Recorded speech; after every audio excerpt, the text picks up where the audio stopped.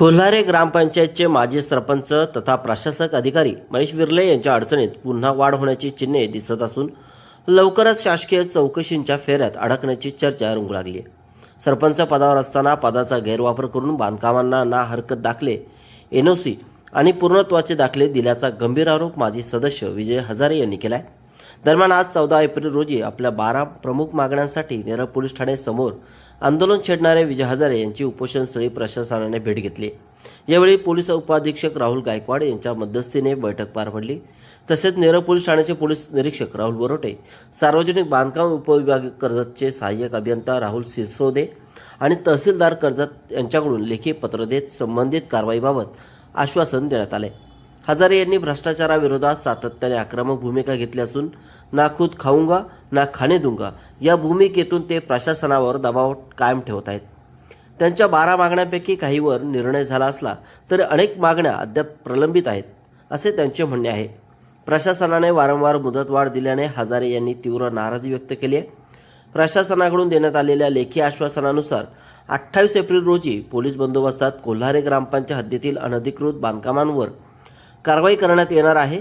यामध्ये अनधिकृत होर्डिंगचाही समावेश असून सार्वजनिक बांधकाम विभाग आणि नेरळ विकास प्राधिकरण यांची संयुक्त कारवाई होणार आहे। याचबरोबर कोल्हारे येथील बहिरीदेव देवस्थान संस्थेची जागा बेकायदेशीररित्या बिल्डरने हडपल्याचा आरोपही हजारे यांनी केला असून त्याबाबतचा चौकशी अहवाल वरिष्ठांकडे सादर होणार आहे। विशेष म्हणजे माजी सरपंच महेश विर्ले हे सध्या पंचायत समिती सदस्य म्हणून निवडून आलेले असताना देखील ग्रामपंचायत प्रशासक म्हणून कार्यरत असल्याचा मुद्दा उपस्थित करण्यात आलाय। एकाच वेळी 2 पदे भूषवणे नियमबाह्य असल्याचा आरोप करण्यात आलाय। या संदर्भात चौकशी अहवाल पंचायत समितीचे गटविकास अधिकारी सुशांत पाटील वरिष्ठांकडून पाठवणार असल्याची माहिती देण्यात आली आहे। तसेच विर्ले यांच्या कार्यालयाच्या इमारतीबाबतही अनधिकृत बांधकामाचा प्रश्न उपस्थित करण्यात आला असून येथे सुरू असलेली शाळा अधिकृत कशी म्हणून शिक्षण विभागाकडून अहवाल मागवण्यात आलाय। पूर्वीपासून वादग्रस्त ठरलेले महेश विर्ले यांच्यावर फसवणुकीसंदर्भात न्यायालयीन चौकशी सुरू असताना त्यांच्या कारकिर्दीत दिलेल्या बांधकामांना ना हरकत दाखले आणि बिल्डिंगला पूर्णत्वाचा दिलेल्या दाखल्यावर प्रश्नचिन्ह उपस्थित झाले। त्यामुळे विजय हजारे आणि महेश विर्ले यांच्यातील संघर्ष पुन्हा टोकाला पोहोचलाय। दरम्यान प्रशासनाने 28 एप्रिलपर्यंत कारवाईबाबत स्पष्ट भूमिका घ्यावी, अन्यथा पुढील आंदोलन छेडण्याचा इशारा हजारे यांनी दिलाय। त्यामुळे आता प्रशासन दिलेल्या मुदतीत ठोस पावले उचलते का याकडे सर्वांचे लक्ष लागले। मागणी माझी कोल्हारे ग्रामपंचायतमधील नेरळ कलम, नेरळ कचेले, नेरळ बोपेले आणि नेरळ विकास प्राधिकरण क्षेत्रात झालेली अनधिकृत बांधकाम आहेत, अतिक्रमण आहे ते काढण्याबाबत होती आणि त्यासहित माझ्या टोटल 12 मागण्या होत्या। तर 12च्या 12 मागण्यांवरती सकारात्मक चर्चा झाली। मी 12 वाजता उपोषण सुरू केलं होतं।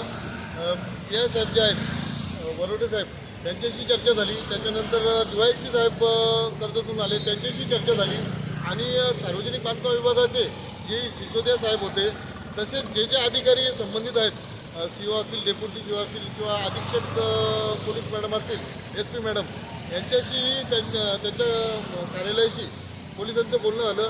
जे पोलीस बंदोबस्त मिळत नाही म्हणून सार्वजनिक बांधकाम खातं बोलत होतं तर ते कसं पत्रव्यवहार करायचं, काय करायचं तसं ते पोलिसांनी त्यांना सांगितलं। तसंच अधीक्षक पोलीस रायगड यांच्या कार्यालयाला फोन करून ते जे पत्र गेलेले आहेत त्याच्याबद्दल पण त्यांनी विचारणा केली ना 28 तारखेला अनधिकृत बांधकामावरती कारवाई करणार। तसं पोलीस बंदोबस्त ते सार्वजनिक बांधकाम विभाग व कार्यकारी अभियंता तेलंग साहेब यांच्याशी चर्चा केल्यानंतर 28 तारखेला पोलीस बंदोबस्त देऊन अनधिकृत बांधकामावरती कारवाई करणार असं मला त्यांनी लेखी दिलेलं आहे। तसेच ज्या इतर 11 मागण्या उर्वरित होत्या प्रशासक पदाबद्दलही गटविकास अधिकारी पुढे प्रस्ताव पाठवून त्यांच्यावरती कारवाई होणार आहे आणि ज्या देवस्थानची जी जागा आहे बैरी देवस्थानची त्याच्यावरती चर्चा झाली। सर्कल यांनी त्याविषयी बोललेत की पूर्ण अहवाल तयार करून वरिष्ठ कार्यालयाला पाठवण्यात येईल व जे काय आहे ती कारवाई करण्यात येईल अशा प्रकारे माझे आणि ते बॅनर जे लावलेले आहेत फलक बॅनर याच्यावरती सार्वजनिक बांधकाम विभाग उद्याच लगेच नोटिसा काढणार आहे। तसं लेखी पत्र त्यांनी हे केलेलं आहे। ते बॅनर फलक वगैरे काढले जातील, अतिक्रमण काढले जाईल। त्यामुळे ज्या माझ्या 12 मागण्या होत्या त्या 12च्या 12 मागण्या माझ्या लेखी स्वरूपात पूर्ण झालेल्या आहेत आणि त्यामुळे मी DYSP साहेबांच्या हस्ते उपोषण मागे घेतलं।